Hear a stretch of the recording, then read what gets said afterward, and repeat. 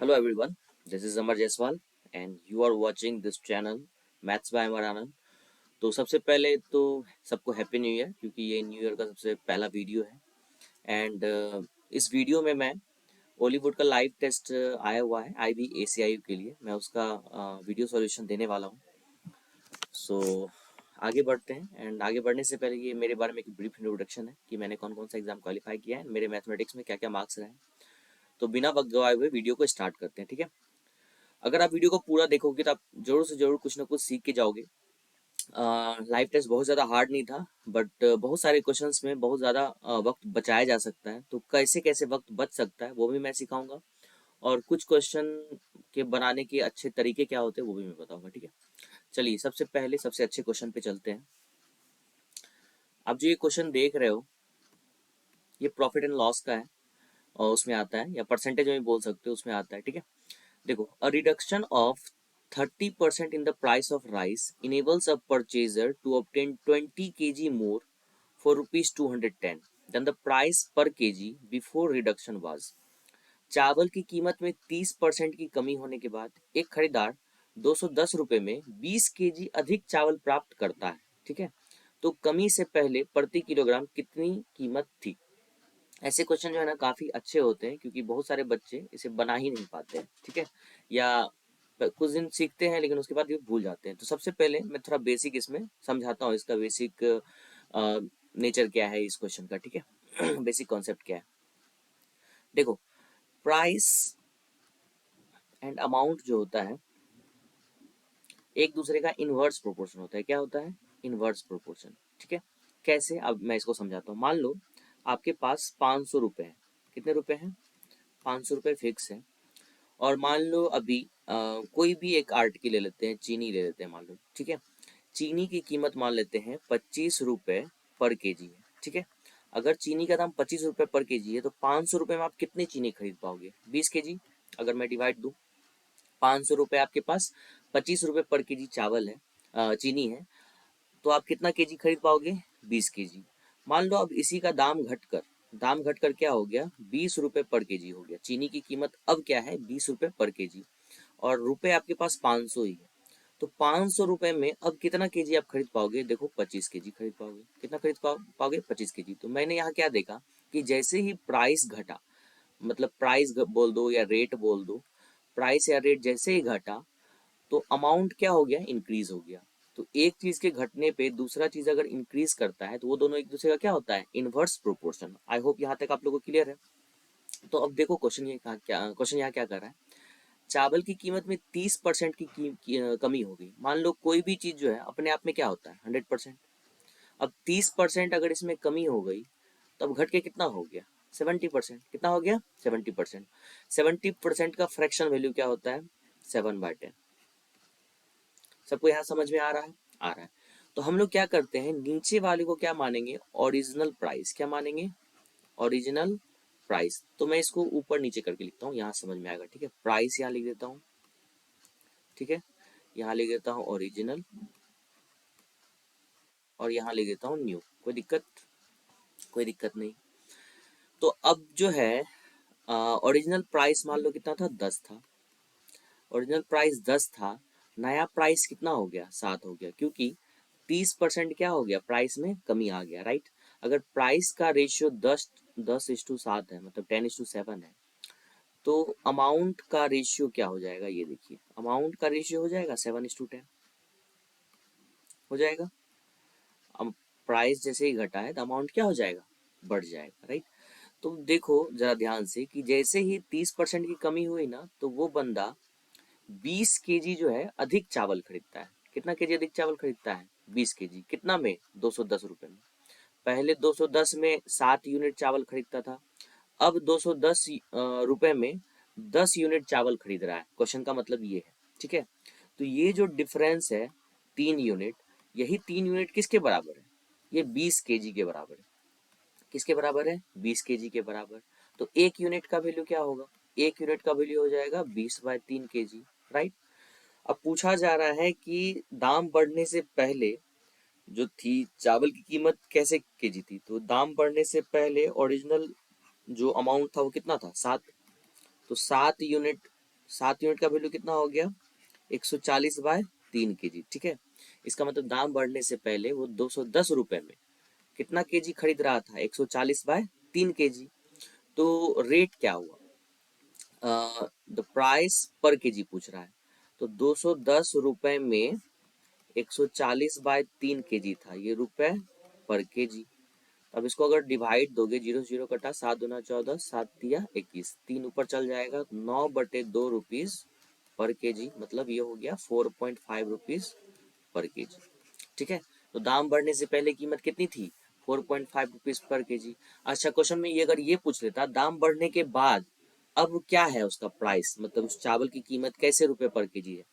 देखो, तो यहाँ हम लोग देखे थे 1 यूनिट का वैल्यू कितना था 20/3, तो 10 यूनिट का वैल्यू कितना हो जाएगा 200/3, 200/3 केजी। तो अब 210 रुपए में, 210 रुपए में वो 200/3 मतलब केजी खरीद रहा है। तो अब प्राइस कितना हो गया, इतना रुपीस पर केजी।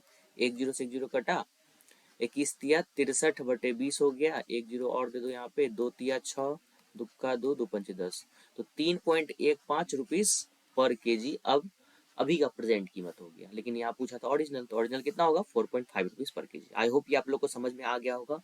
कॉन्सेप्ट सीखना है, मैं इतना लंबा बनाया तो इतना लंबा ये बनता नहीं है, ये बहुत शॉर्टकट में बनता है। अगर मैं आपके जगह पे रहता तो मैं कैसे लिखता, 30% दिखता कम, 70% आता, 10/7 हो गया।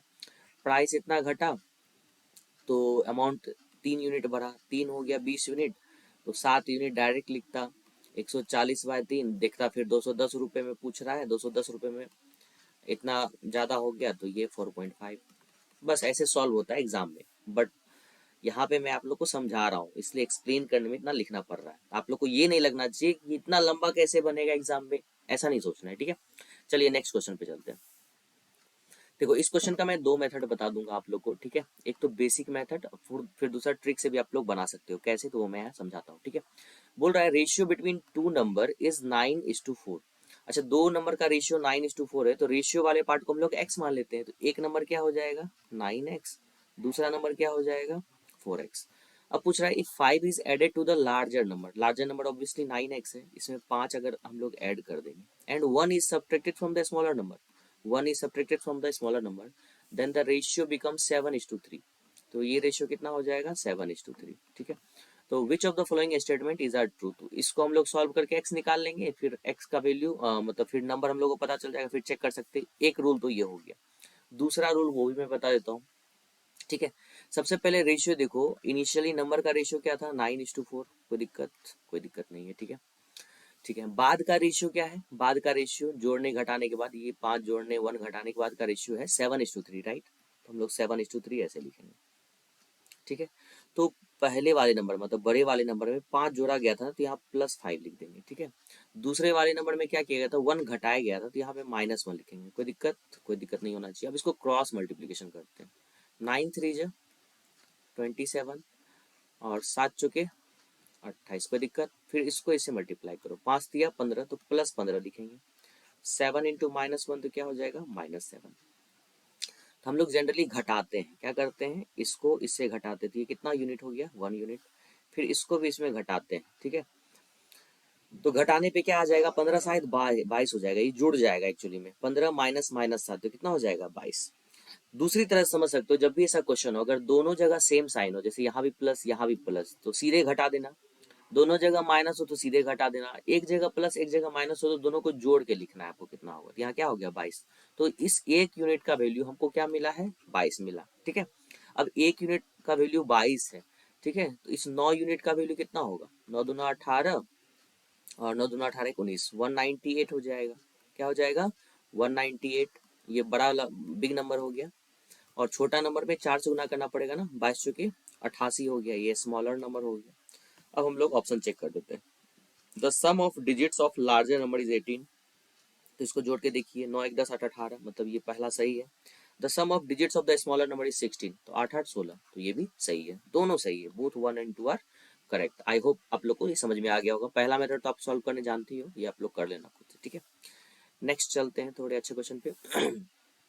ठीक है, यहाँ देखिए, P can finish a work in 18 days, Q can finish the same work in 27 days। देखो इन सब का एलसीएम आप लोग को डायरेक्ट आना चाहिए। 18 और 27 का एलसीएम 54, 18 तिया 54 और 27 दूना 54। यहाँ तक क्लियर है। They work together for 6 days। ठीक है, तो वर्क हम लोग को पता होना चाहिए। वर्क का फॉर्मूला इफिशियंसी इनटू टाइम क्या होता है, इफिशियंसी इनटू टाइम क्या होता है, हमारा वर्क होता है। तो ये जो हमारा 3 2 निकला है, ये क्या निकला है, इफिशियंसी निकला है। दे वर्क कर रहा है मतलब दोनों मिल के काम कर रहा है, तो दोनों मिल के अगर काम करेगा, दोनों का कंबाइंड इफिशियंसी कितना होगा, 3 2 5। तो 5 इंटू कितने दिन के लिए काम कर रहा है, 6 दिन के लिए, तो कितना काम कर दिया, 30। अब 54 में से अगर वो 30 काम कर चुका है तो बचा कितना काम, ये बताओ, बचा 24 काम। The rest of the work मतलब ये 24 काम is finished by P and R in 5 days, P and R in 5 days। अब देखो ये हमारे पास वर्क है और हमारे पास ये टाइम दिया हुआ है, वर्क और टाइम दिया है, तो निकलेगा क्या हमारे पास, इफिशियंसी। इफिशियंसी निकालने के लिए टाइम को इधर भेजना पड़ेगा, तो ये डिवाइड में आ जाएगा, टाइम आएगा कि नहीं। तो हम लोग यहाँ से इफिशियंसी अगर निकाले, इफिशियंसी किसका निकलेगा, ये पी प्लस आर का निकलेगा। इफिशियंसी कितना आ गया, 24/5। यहाँ तक क्लियर है। अब पी और आर का इफिशियंसी अगर इतना आया और पी का इफिशियंसी तो मालूम है 3, है कि नहीं मालूम 3, तो हम लोग अगर पी के इफिशियंसी 3 को राइट साइड अगर भेजे तो आर का इफिशियंसी निकल जाएगा। तो 24/5 माइनस 3, 24 में से 15 गया तो 15 9 24, 9/5 आ गया किसका, आर का इफिशियंसी। तो पूछा क्या, find the number of days taken by R alone to finish the work. अच्छा, अकेला अगर इस 54 काम को आर अगर करता, कौन करता, आर, तो उसको कितना टाइम लगता, तो ये हो गया हमारा वर्क और ये हो गया इफिशियंसी, तो हमारा क्या निकल जाएगा, टाइम। 9 के 54, 6 ऊपर मल्टीप्लाई हो जाएगा तो 36, कितना हो जाएगा, 36। ओ सॉरी 9/5 है, सॉरी सॉरी सॉरी 9/5, तो 6 पंचे कितना आ गया, 30 डेज, क्या आ जाएगा, 30 डेज। तो फर्स्ट ऑप्शन हमारा क्या हो जाएगा, करेक्ट। नेक्स्ट पे चलते हैं। देखो कह रहा है when 5 is subtracted from a number and the resultant number is multiplied by 2, then the number becomes 20% of itself। ठीक है, find the 3/10th of the original number। अब देखो यहाँ मानने के लिए हम नंबर को x भी मान सकते हैं, 2x भी मान सकते हैं, 5x भी मान सकते हैं, 10x भी मान सकते हैं, 20x भी मान सकते हैं, कुछ भी मान सकते हैं, ये हमारी मर्जी है। बट हमें क्या मानना चाहिए, ये भी क्वेश्चन कितने जल्दी बनता है, कितना देर से बनता है, उस पर डिपेंड करता है। आप कोई भी क्वेश्चन कितना फास्ट बना रहे हो या कितना स्लो बना रहे हो, ये इस चीज पे भी डिपेंड करता है कि आप कोई भी चीज इनिशियली में क्या मान रहे हो, मतलब वो वेरिएबल जो पार्ट होता है उसको क्या मान रहे हो, 100 मान रहे हो, 50 मान रहे हो, 10 मान रहे हो, 2 मान रहे हो, उस पर डिपेंड करता है। तो यहाँ देखो यहाँ बोला है then the number becomes 20% of itself. जैसे यहाँ परसेंटेज दिया है ना, 20% का अगर हम लोग फ्रैक्शन वैल्यू निकाले, ठीक है, 20% तो क्या होता है, 1/5। तो जैसे ही हमारे पास 1/5 आया ना, तो डिनोमिनेटर जो होता है ना वो ओरिजिनल नंबर, ओरिजिनल नंबर जो भी हम लोग मानेंगे वो डिनोमिनेटर का मल्टीपल होना चाहिए, क्या होना चाहिए, मल्टीपल होना चाहिए। आप 5x भी मान सकते हो, 5 to the 10x भी मान सकते हो, ठीक है, 20x भी मान सकते हो, 50 भी मान सकते हो, 100 भी मान सकते हो, ठीक है। तो आपको जो मानना है यहाँ मानो साथ में। तो हम लोग क्या करेंगे, ओरिजिनल नंबर हम लोग क्या करते हैं, 5x ले लेते हैं, ले सकते हैं या नहीं, बिल्कुल ले सकते हैं। अब कह रहा है when 5 is subtracted from a number, यही नंबर हम लोग क्या माने, अ नंबर है, ये कौन, ये है 5x, ठीक है। अब इसमें से अगर हम लोग 5 सब्ट्रैक्ट कर दिए तो ये रिजल्टेंट नंबर आ गया, and the resultant number is multiplied by 2, resultant number multiply by 2, the number becomes then the number becomes 20% of itself. तो जो ये नंबर बना ना, ये अपने आप का ही 20% है, इसका 5 का 20% क्या हो गया, 1। ये देखो ये 5 का 20% क्या हो गया, 1। तो 1 नहीं मान के क्या मानेंगे, x मानेंगे, क्योंकि ये 5x है तो ये 1x होगा, राइट। आई होप ये आप लोग को समझ में आ गया। इसको सॉल्व करते हैं फटाफट। ये हो गया देखो 10x माइनस 10 बराबर x, तो 11x बराबर 10, तो x बराबर 10/11। आई होप क्लियर हो गया। फिर से देखते हैं, मैंने 5 is subtracted from a number then the resultant number is and the resultant number is multiplied by 2, then the number becomes 20% of itself, then find 3/10 of the original number। Okay, तो हम लोग को यहाँ पे अब क्या करना है, ये x का वैल्यू आया, तो ओरिजिनल नंबर हमारा क्या हो गया, 5 into 10/11, राइट, क्योंकि ओरिजिनल नंबर हम लोग क्या माने थे, 5x। तो पूछ रहा है find 3/10 of the original number. तो इसका अगर मैं 3/10 निकालता हूँ तो 10 से 10 कट गया, तो ये आ गया 15/11। उस सॉरी यार, यहाँ पे x इधर जाएगा तो घटेगा ना, यहाँ मैंने जोड़ दिया, क्या करेगा हमारा, ठीक है। तो x बराबर क्या आ गया 10/9, सॉरी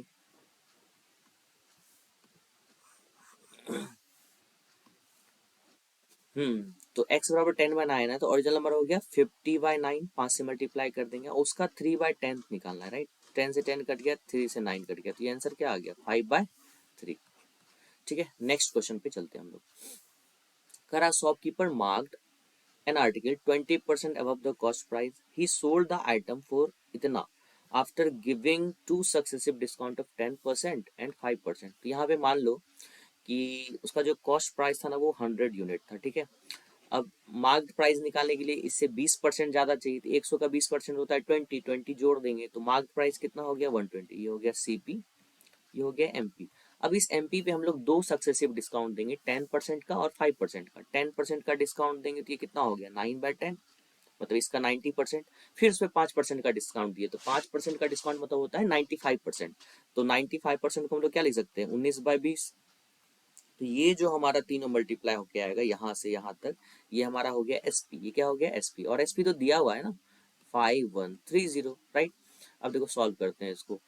ये 0 से 0 कटा, 2 से ये भी कट गया 6 बार में, राइट। और 19 से ही काट देते हैं पहले। 19 दूना 38, 38 10 48 3, 19 सत्ते 133, ठीक है। 270 आ गया। फिर 9 से काट दो इसको, 9 तिया 27, फिर 6 से काट दो इसको, 6 पंचे 30। अगर 10 इधर हम लोग गुना कर दे राइट साइड तो ये कितना हो जाएगा 50। तो हम लोग देखिए एक यूनिट का वैल्यू कितना आ गया 50। तो पूछ रहा है फाइंड द कॉस्ट प्राइस, तो 100 यूनिट का वैल्यू निकालना है, तो 100 यूनिट का वैल्यू कितना हो जाएगा 5000, ठीक है। आई होप ये आप लोगों को क्लियर होगा, ठीक है। नेक्स्ट क्वेश्चन पे चलते हैं हम लोग अभी।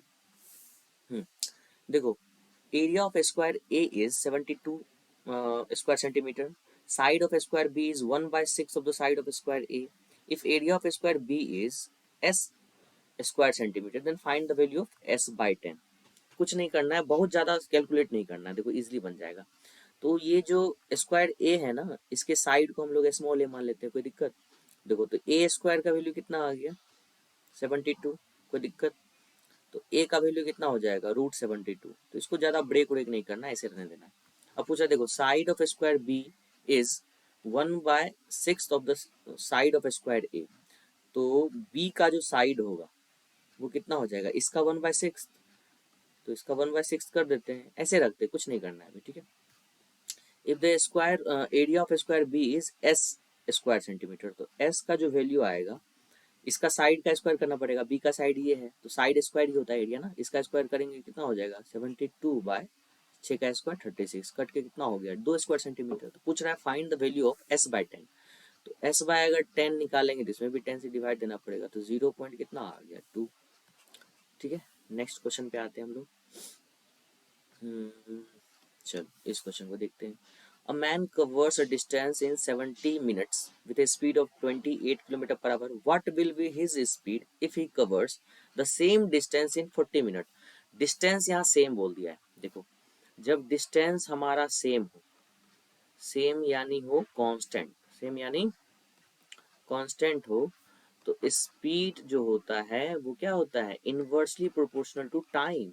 क्या होता है स्पीड टाइम क्या होता है इनवर्स प्रोपोर्शनल होता है। तो देखो टाइम का रेशियो में मिला हुआ है, टाइम दिया हुआ है 70:40, मतलब रेशियो क्या आ गया हमारा 7:4। अगर टाइम का रेशियो 7:4 है तो स्पीड का रेशियो क्या होगा बताओ, स्पीड का रेशियो हो जाएगा 4:7।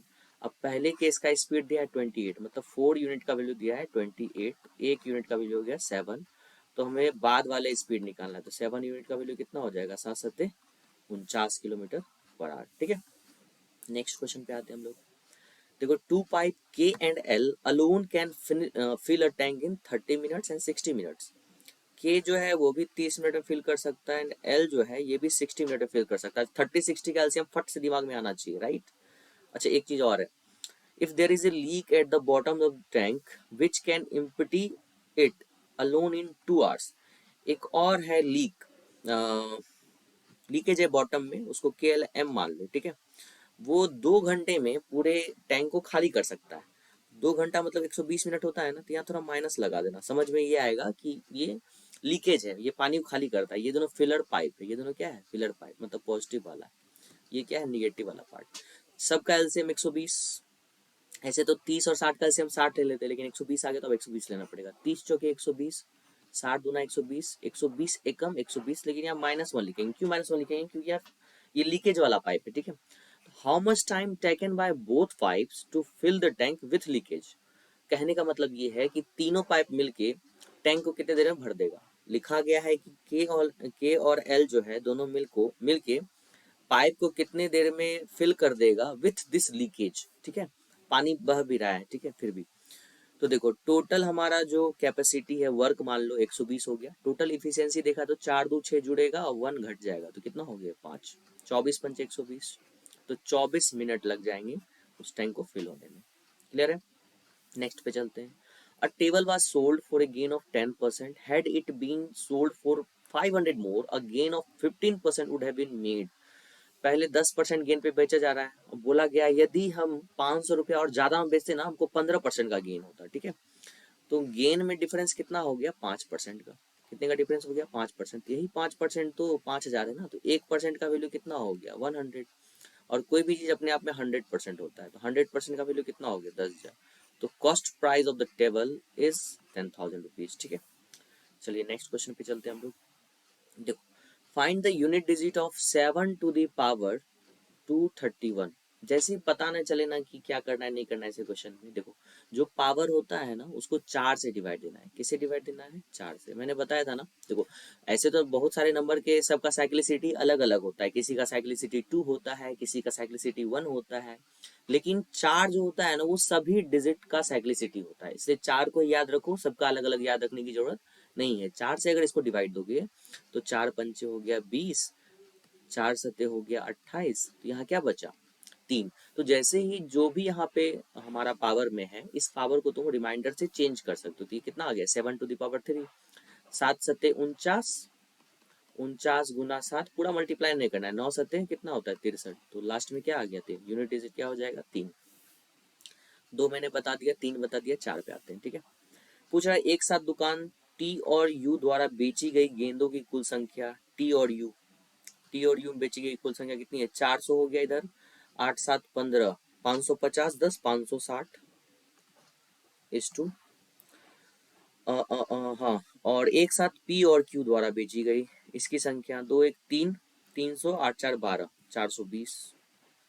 दोनों कट गया, 14 तिया 42, 14 चौके 56, 4:3 आ गया, ठीक है।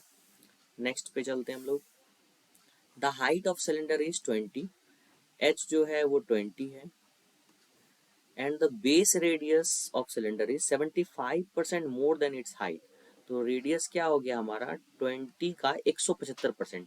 अच्छा देखो 75% होता है 3/4, 100% होता है 1, दोनों को जरूरत कितना आ गया? 7/4। तो इसका हम लोग क्या करेंगे? 7/4, 4 पंचे 20, 7 बचे 35, रेडियस आ गया। तो पूछ रहा है फाइंड द वॉल्यूम। वॉल्यूम क्या होता है? पाई आर स्क्वायर इंटू एच।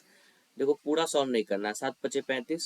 अब थोड़ा रुकना है, एक बार चेक करते हैं। 11 का मल्टीपल तो सब है हमारा, 11 का मल्टीपल सब है, थोड़ा कर ही लेते हैं। 22 पंचे और 7, हाँ देखो साथ ही साथ देखो 35 का अगर फैक्टर देखा जाए तो एक 7 आता है, एक 5 आता है, तो जो भी हमारा आंसर होगा ना 7 से कटने वाला होगा। अच्छा ये 7 से कट रहा है क्या? ये तो नहीं कट रहा है, ये भी नहीं कट रहा है 7 से। ये 7 से कटेगा क्या? 7 तिया 21, 21 6 इधर गया 65, तो ये भी 7 से नहीं कट रहा है, 7 से बस एक ही कट रहा है, तो फर्स्ट ऑप्शन हमारा हो जाएगा। या पूरा मल्टीप्लाई कर लो आप भाई, ज़्यादा बड़ा मल्टीप्लीकेशन है भी नहीं। 6 मैंने बता दिया था, 7 बताता हूँ। विच of the flowing will provide more volume. कौन ज़्यादा वॉल्यूम देगा? तो क्यूबॉइड का वॉल्यूम क्या होता है? L into B into H, 800 के 48, 480 क्यूबिक सेंटीमीटर। एंड ये कितना हो जाएगा? 7 का क्यूब क्या होता है? 343। तो cuboid will have more volume. बहुत इजी क्वेश्चन था ये। 8 का तो बता दिया मैंने, 9 का बताता हूँ। Find the value of the given expression board मास। बहुत बच्चों को बोर्ड मास में भी दिक्कत होता है, ध्यान रखना। सबसे पहले ब्रैकेट, तो कहीं ब्रैकेट दिख रहा है क्या? ब्रैकेट काम नहीं होगा। ओ से होता है ऑफ, ओ से क्या होता है? ऑफ का काम होता है। पहले ऑफ का काम करते हैं। ऑफ का काम करने से भी पहले देखो हम लोग यहाँ पे ऑफ का भी काम करेंगे, साथ ही साथ क्या करेंगे? ये जो इंटीजर वाला पार्ट है ना, इसको भी हम लोग कर लेंगे। तो 12 पंचे 60, 12 5 60 प्लस 3 63/12 ऑफ। चलो ऑफ अगली बार कर, 7 चौके 28, तो 30, 30/7 फिर ऑफ है। 9 दूना 18, 20/9 फिर डिवाइड देंगे, फिर 7 चौके 28 दो 30, 30/, क्या हो गया 7, माइनस 3 तिया 9 दो 11/3। क्लियर यहाँ तक? तो देखो यहाँ पे तीनों में ऑफ है ना, तो यहाँ ये एक साथ सा मल्टीप्लाई एक बार में हो जाएगा। ठीक है, तो 9 सत्ते 63 कट गया, 6 दूना 12, 6 पंचे 30 और 2 दाही 20, तो ये हो गया 50। देखो उसके बाद होता है ऑफ के बाद डिवाइड होता है, डिवाइड का काम करेंगे, डिवाइड का काम करने के लिए उल्टा दो इसको, तो 7/30 हो गया, माइनस 11/3 रहने देते हैं, तो यहाँ से ये भी कट गया। ऊपर देखो अब सीधे अब एलसीएम लेंगे तो 3 आ गया, ऊपर हो गया यहाँ 35 माइनस 11, 35 माइनस 11 क्या होता है 24/3, 3 8 24, तो 8 हमारा क्या हो जाएगा करेक्ट आंसर। 10 मैंने बता दिया पहले, 11 बताता हूँ। एक साथ सभी दुकानों से बेचे गए चॉकलेट केक की संख्या, चॉकलेट केक और सभी दुकानों से बेची की संख्या, मतलब इन तीनों का सम निकालना है। तो 50, 30 80, 80 40, 120, 120 और 6 4 10, 130। 13 का मल्टीपल तो अच्छा 2 में है, इस ये भी हो सकता है, ये भी हो सकता है, ये दोनों तो नहीं होगा बिल्कुल भी। ठीक है वो हो भी सकता है, देखते हैं आगे। और दुकान बी से बेचे गए केक की कुल संख्या का संबंधित अनुपात, दुकान बी में बेचे गए कुल केक कितने हैं, इतने हैं, ये तीनों हैं, तो 5 3 8 1 9, 90 90 10 100, तो 13:10 कौन है हमारा, फर्स्ट ऑप्शन करेक्ट हो जाएगा। नेक्स्ट पे चलते हैं हम लोग। Which of the following statement is true, positive negative check करना। अगर किसी भी एक्सपोनेंट का बेस निगेटिव हो, बेस क्या हो निगेटिव हो, पावर अगर ऑड हो, पावर ऑड हो तो उसका वैल्यूज होता है निगेटिव होता है। तो ये देखो इसको अगर सॉल्व करेंगे निगेटिव आएगा। फिर इसका देखो, इसका पावर है इवन, इवन अगर पावर होता है, बेस अगर निगेटिव होता है तो ओवर ये पॉजिटिव हो जाता है। और फिर पॉजिटिव और निगेटिव का मल्टीप्लिकेशन क्या होता है निगेटिव, और लेकिन यहाँ तो दिया है पॉजिटिव, इसका मतलब पहला गलत है। यहाँ देखो negative to the power even तो positive, negative to the power even positive, तो पॉजिटिव गुना पॉजिटिव पॉजिटिव, तो ये भी हमारा गलत है क्योंकि यहाँ निगेटिव लिखा हुआ है। तो both neither one neither two जो है ट्रू। ठीक है, 13 का मैंने बता दिया, 14 नहीं बताया था। चलो देखो, in an examination 40% of the student who appeared are boys, अगर किसी एग्जामिनेशन में जितने भी बच्चे अपीयर्ड होते हैं उसमें 40% अगर बॉयज है, तो ऑब्वियसली गर्ल्स कितनी होंगी, गर्ल्स होंगे 60%, राइट। अब कह रहा है if 30% of the boys and 20% of the girls are failed, अच्छा 30% बॉय फेल हो गया तो 70% यहाँ पास होगा। ठीक है, और 20% लड़कियां फेल हो गई तो 80% लड़कियां पास होगी, राइट। तो पूछा जा रहा है what is the percentage of the student who passed, कितने परसेंट बच्चे पास किए हैं, तो बॉयज 70% पास किया है, तो 40% का 70% 28%, कितना हो जाएगा 28% बॉयज पास किए हैं और 80% लड़कियां, 800 के 48, तो 48% गर्ल्स पास किए, तो टोटल पासिंग परसेंट कितना हो गया 8 8 16 के 6, बाकी एक 4 2 8 1 4 4 2 6, 4 2 6 1 7, 76% बच्चे जो है वो क्या किए हैं पास किए हैं। ठीक है, 15 बता दिया तो पहले ही, 16 भी बता ही दिया, 17 बता दिया, 18 पे आता हूँ। विच of the following is not divisible by 3, ऐसे क्वेश्चन में करने के लिए ना डायरेक्टली देखो, पहले तो 6 को काटो, 3 को काटो, 9 को काटो, 3 को काट दो, उसके बाद बचा हुआ जोड़ लो, 7 7 14 1 15, तो 15 3 से कटता, तो ये 3 से डिविजिबल है, यहाँ पूछ रहा है नॉट डिविजिबल। ठीक है, अब यहाँ देखो 3 कटा, ठीक है, 7 2 9 कट गया, कोई दिक्कत नहीं। अब देखो 5 5 10 10 10 8 18, 18 3 से कटता, तो ये भी डिविजिबल है। 9 से 9 कट ही गया, 9 भी कट गया, 9 कट गया, 8 8 16, 16 7 23 होता है, 23 3 से कटता है नहीं, तो यही हमारा करेक्ट आंसर होगा सी। ये भी देखो 9 काट दो, फिर 6 काट दो, 5 4 9 काट दो, 8 8 16, 16 5 21, 21 3 से कटता है, ये भी डिविजिबल है, तो हमारा थर्ड ऑप्शन क्या हो जाएगा करेक्ट हो जाएगा। ठीक है, the simple interest on a sum for 9 months at 24% per annum is इतना, फाइंड द सम। तो सिंपल इंटरेस्ट बराबर हमारा क्या होता है पी, मतलब सम, आर आर आर आर कितना है 24% इंटू टाइम 9 मंथ है, 9 मंथ है ना, तो इसको 12 मंथ से डिवाइड भी देना पड़ेगा, डिवाइडेड बाय 100। सॉल्व कर लेते हैं, 12 दूना 24, फिर 2 से इसको काट दो भाई, 2 4 2 3 0, फिर 9 से काट दो, 9 तिया बचा के 36, 6 9 7 63, मतलब 47,000। ठीक है, नेक्स्ट एंड लास्ट क्वेश्चन शायद ये है, how many students obtain more than 135 marks. तो 135 मार्क्स से ज्यादा नंबर लाने वाले ये और ये चारों का सम। तो 40 तो ऐसे हो गया, 8 5 13, 13 13 4 17 1 18, तो मतलब कितना हो गया 58। ठीक है, ओके। तो मैंने सारे क्वेश्चंस बता दिए हैं। आई होप आप लोग जो है अ, इस वीडियो से बहुत कुछ सीखे होंगे। कहीं कुछ शॉर्ट मेथड हो गया या फिर कुछ ट्रिक्स हो गए। ठीक है, ज़्यादा क्वेश्चंस तो हार्ड नहीं थे, बट कुछ ना कुछ आप जरूर सीखे होंगे। अगर आप लोग को वीडियो अच्छा लगा तो प्लीज़ लाइक कर दें, शेयर कर दें, एंड चैनल को जरूर जरूर सब्सक्राइब कर लें, जिससे आगे आने वाले जितने भी वीडियोज़ हैं आपको उसका नोटिफिकेशन पता चले। आप हर वीडियो से कुछ ना कुछ सीख सकते हैं। So thank you very much guys for watching this video till the end, and all the very best for your upcoming examination. Thank you.